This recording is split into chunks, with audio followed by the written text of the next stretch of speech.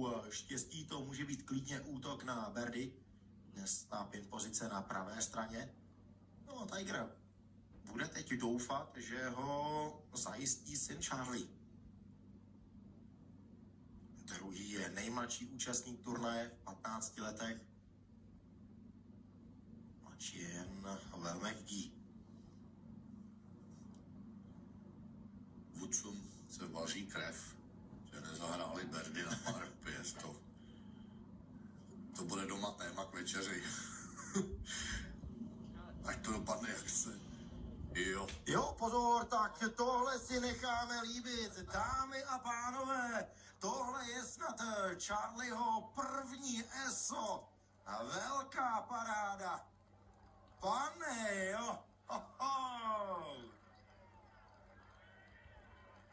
15letý Charlie Woods, hole in one.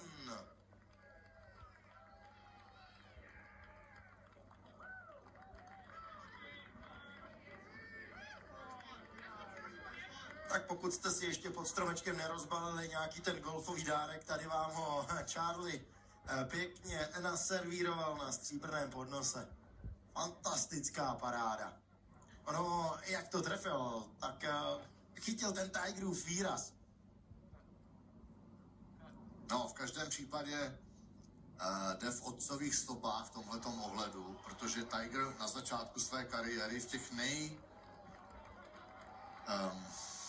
jaksi nejexponovanějších momentech dokázal vždycky zahrát nějakou strašně, že mu to štěstí přálo ve správný moment. Samozřejmě ta rána byla v pořádku po všech stránkách, ale to, že to spadne do jamky, je trochu klika samozřejmě vždycky. Nicméně